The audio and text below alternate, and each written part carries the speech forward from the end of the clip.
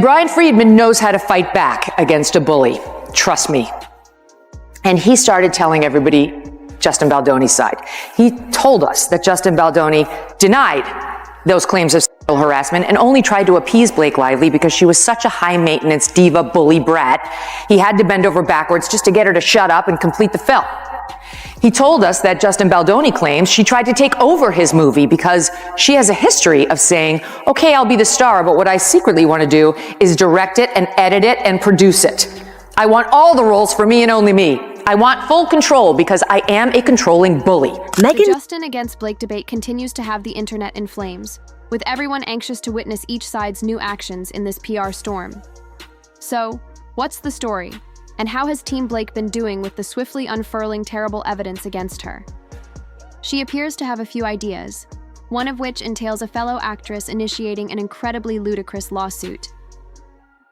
Public sentiment has usually been on Justin Baldoni's side the past few weeks because, although fans were originally all for safeguarding Blake, especially given she was intended to be the victim, she rapidly revealed she's not as kind as she appears.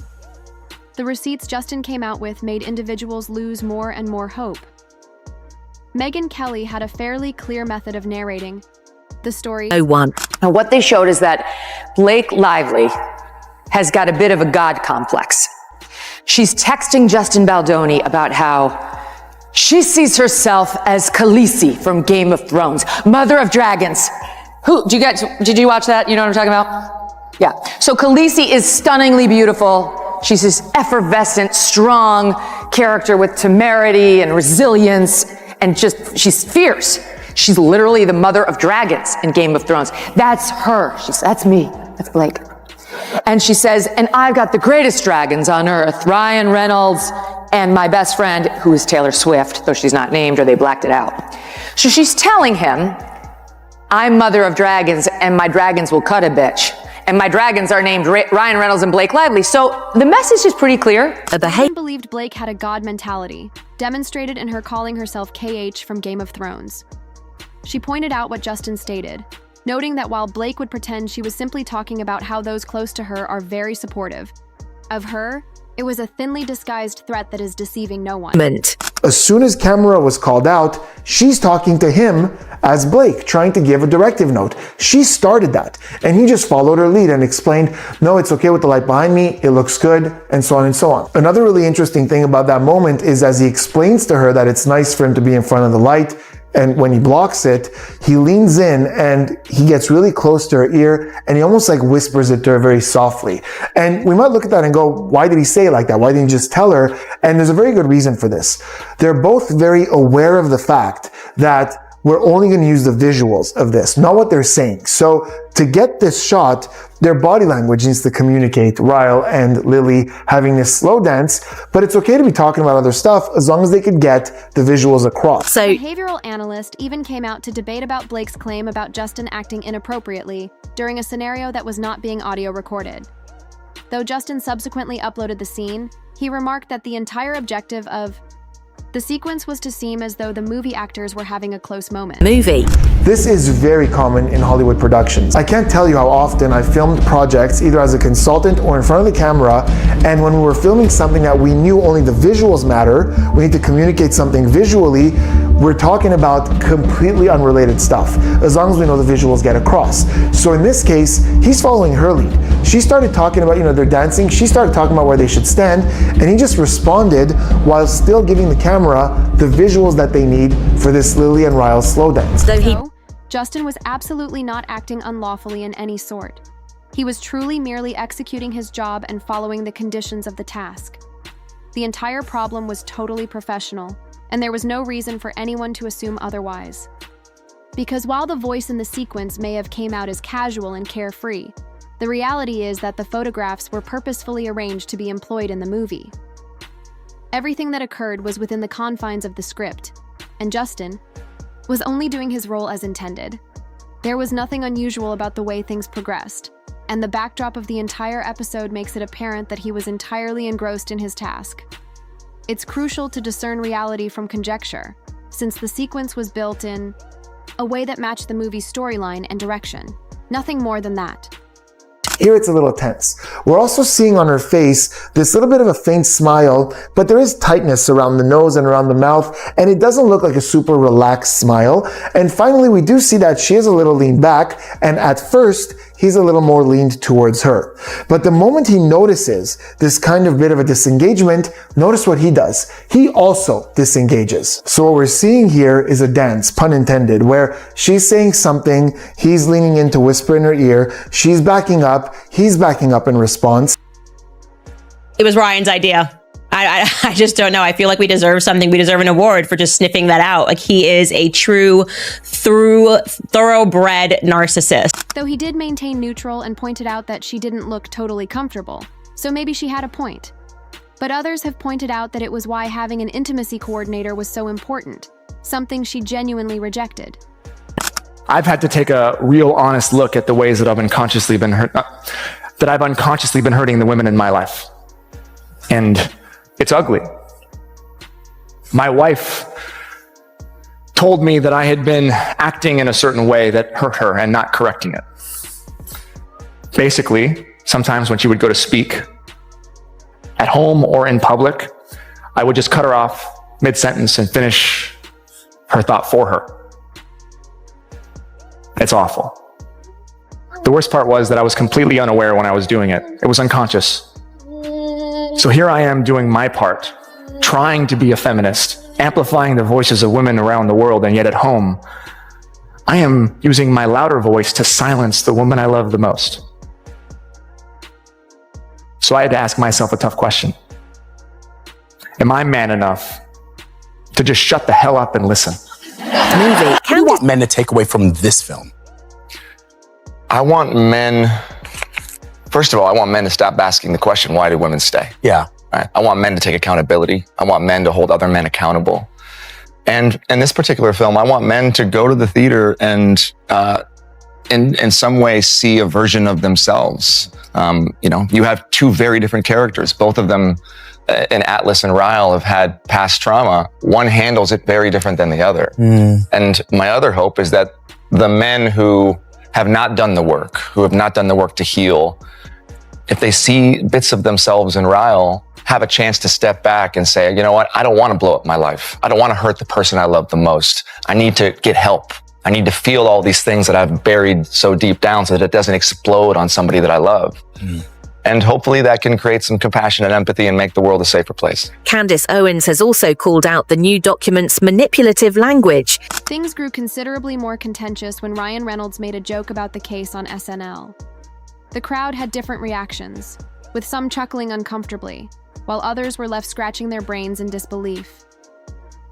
The biggest issue, lingering in everyone's mind, was, why would he joke about something so serious, especially when it directly harmed his wife? The problem intensified when fans started questioning whether the joke was part of the script or if Ryan had gone off the rails and made an unscripted comment. Some others defended him, arguing that humor is his approach of dealing with stress, while others reprimanded him for making light of such a serious subject. The backlash didn't end there. Social networks exploded with ideas, with some people labeling it insensitive and tone-deaf, while others surmised that maybe he didn't think the allegations to be as terrible as they were being portrayed. Meanwhile, sources close to the incident indicated that Ryan was apparently under a lot of strain, and others thought his joke was merely a clever way of dismissing the case totally. But irrespective of his intentions, the harm was done, and the discussion around the case only deepened. Lawsuit says the dangerous climate of threats, harassment, and intimidation fueled by the defendant's retaliation campaign has required Ms. Lively to alter her personal and professional life and to take steps to protect innocent bystanders rather than exposing them to further harms. Explain away why no one's joining in on her lawsuit, okay? They're setting that up right at the beginning. Essentially, no one's going to join in, but just so you know, this is to protect them. I'm going to explain to you why that's absolutely BS. It goes on and reads, the complaint does not refer to certain witnesses by name, nor does it provide screenshots of their text messages. Importantly, however, these witnesses have given Ms. Lively permission to share the substance of their communications. in this amended complaint as contained herein, and they will testify and produce responsive documents in the discovery process. Oh, make sure everybody understands what's happening here because they think we are so stupid, okay? I'm not going to include them in here because I'm going to protect them. But down the line, I'm going to subpoena them and force them against their will, which means that they are not willing participants and that you don't have their support, because the reality is you can compel them to testify, okay? Team Blake spent no time in presenting their case. They went as far as seeking a subpoena for access to Justin Baldwin's phone communications. Their goal? To discover any damaging material that would verify their charges and illustrate their side of the story. This choice sparked a lot of issues as it showed that Team Blake firmly considered that there was more to the narrative than what had already been presented. Legal experts soon chimed in, wondering whether the subpoena would hold up in court. Some said that it was a premeditated tactic meant to pressure Justin Baldwin into a settlement, while others said it demonstrated that Team Blake had legitimate grounds to believe there was damning information in those text exchanges. The audience was left wondering, what exactly was Team Blake seeking to find? Was there something concealed in Justin's texts that may turn the case around? Or was this just a fishing expedition? As the days passed by, the anticipation mounted. Reporters started probing, fans started guessing, and the legal conflict intensified. One thing was clear: Team Blake was not backing down, and they were determined to deploy every legal tool at their disposal to acquire the information they needed. Bossy Blake said that another actress had filed a complaint, making it seem that it was about Baldoni. However, that actress was Jenny Slate, and according to The Hollywood Reporter, it had nothing to do with Justin Baldoni. Her complaint was against his producing partner, Jamie Heath. I'm going to read this briefly because the wording matters. Quote, it stemmed from an interaction with Heath about the apartment Slate had rented in New York City, where It Ends With Us was shooting. Slate, who has a toddler, told him, his producing partner, she wasn't thrilled with the space she had rented, but that moving wasn't an option because she didn't want to lose the sizable security deposit, around $15,000.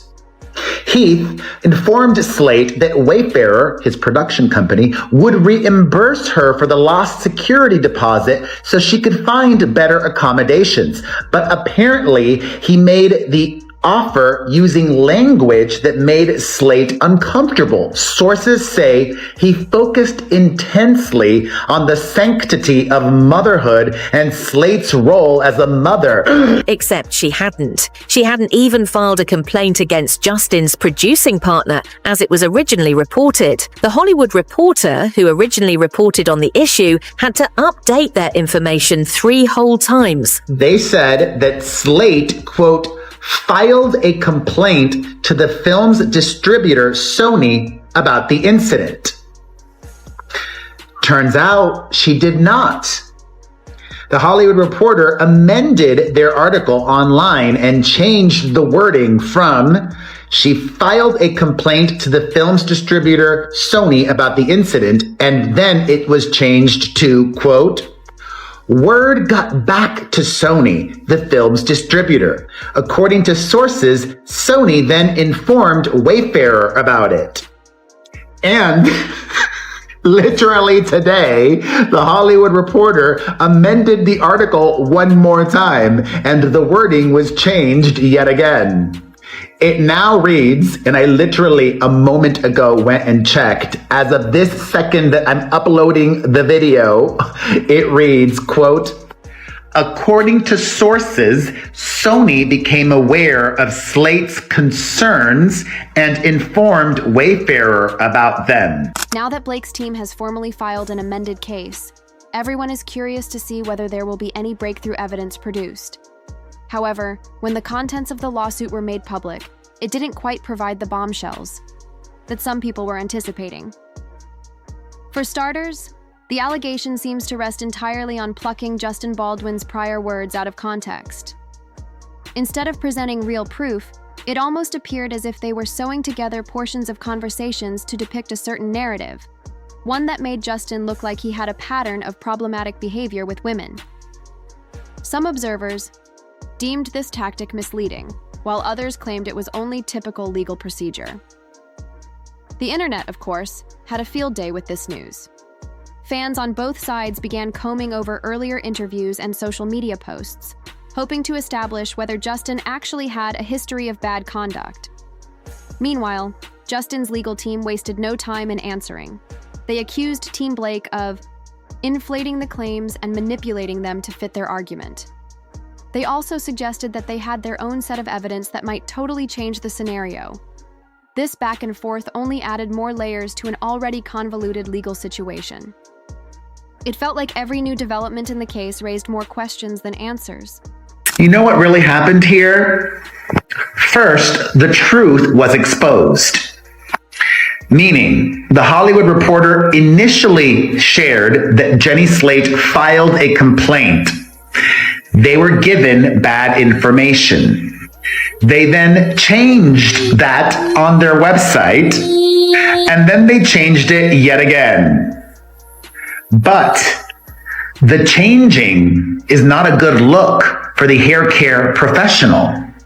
This, that we now know, weakens her case because Jenny Slate did not file a complaint either against Baldoni or his producing partner. And the basement banisher is trying to make it seem like there were multiple reported incidents and complaints of inappropriate behavior with not just her, but with other cast members. Blake's publicist, on the other hand, appears to be seeking to slither out of this whole mess without taking any fire. In a carefully crafted statement, they highlighted that neither Blake nor his staff had any previous knowledge or participation in the allegation. The publicist was careful not to take a definite opinion, possibly to avoid any potential legal ramifications. Instead of immediately addressing the situation, they picked their words deliberately, making sure not to utter anything that may come back to undermine Blake or his employment. However, fans weren't buying it.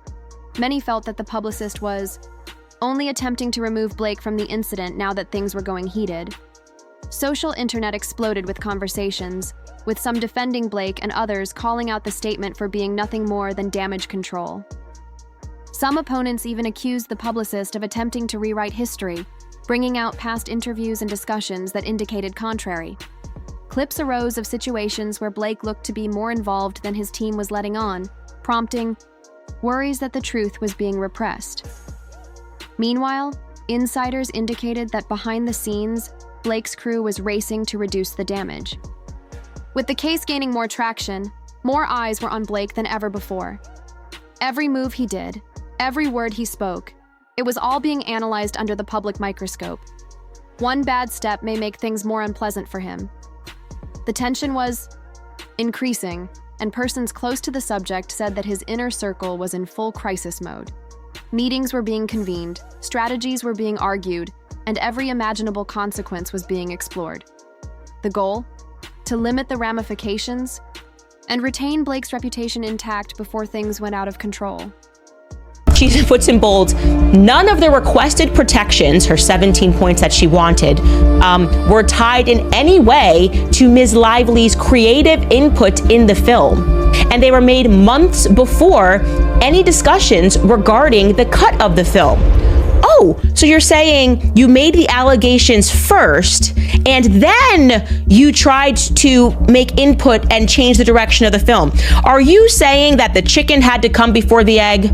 Yes, sweetie, the chicken had to come before the egg. Obviously, it was because you made these demands and 17 points which made no sense, and which Brian Freeman went through and thoroughly debunked these points. We've read the messages, sweetheart, okay? We know you said no to the intimacy coordinator. We know that it made no sense that you were then saying there must be an intimacy coordinator on set at all times. And so yes, first you're gonna make the sexual harassment threat, and then you're gonna go, as you guys did, and they proved in the background, I want this, I want that. If I don't get what I want, I'm not gonna show up. He has to be put into the basement.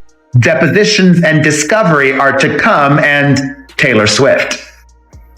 And others, but Taylor Swift. Seems that her former bestie is really worried about, let's say, text messages between her and the global pop superstar getting out there. So, as part of the Woody Allen apologist's request for additional protections, she and her legal team are asking for an attorney's eyes only category. Of course, she's claiming she wants the order to protect her family. The A-lister, in her own mind, insists that the court has good cause to adopt the proposed extra protective order, explaining, quote, as detailed in Miss Lively's amended complaint, Miss Lively, her family, and other members of the cast, various fact witnesses, and individuals that have spoken out publicly in support of Miss Lively have received violent, profane, sexist, and threatening communications. But now, the million-dollar question remains. How is this all going to end? Will Team Blake come out successful, establishing their case with unassailable evidence? Or will Justin Baldwin's team efficiently poke holes in their allegations, resulting to the case being dismissed? And let's not forget the PR side of things, because at the end of the day, public opinion may frequently matter just as much as legal outcomes. Right now, the court of public opinion is divided. Some persons feel Team Blake has a solid case, while others claim this lawsuit is only a diversion with no true substance. The internet is inundated with comments, arguments, and hypotheses, with people taking sides and dissecting every single information that arises.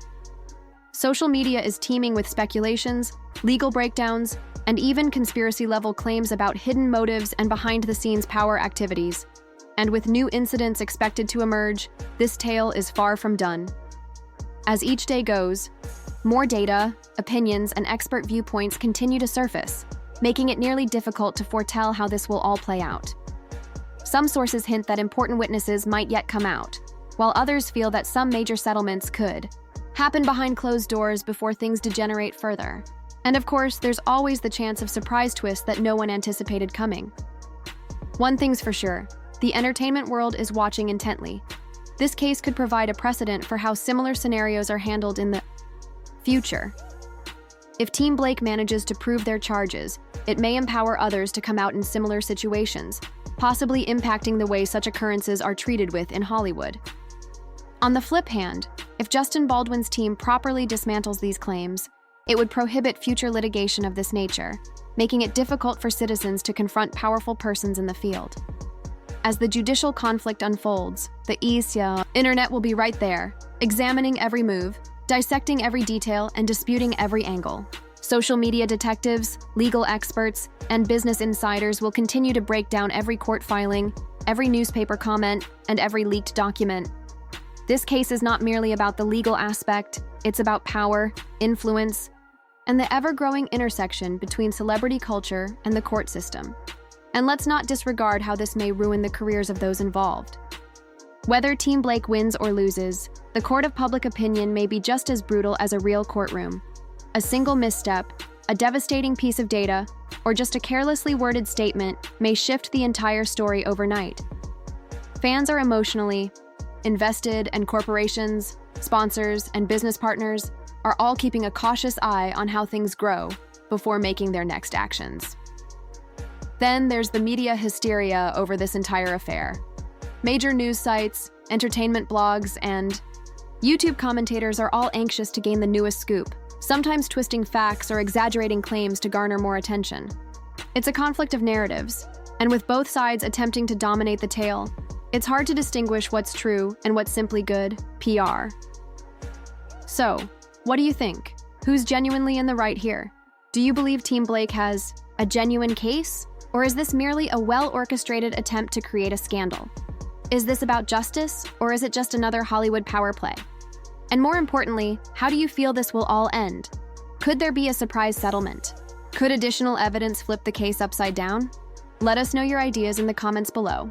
We want to know your take on this contentious subject. That's everything for now. But trust me, this is far from the final time we'll be talking about this case. As fresh changes stream in, we'll be right here to break them down for you. So, don't forget to like, subscribe, and push that notification bell for more deep dives into the greatest news shaking up the entertainment world. Thanks for visiting, and we'll see you in the next one.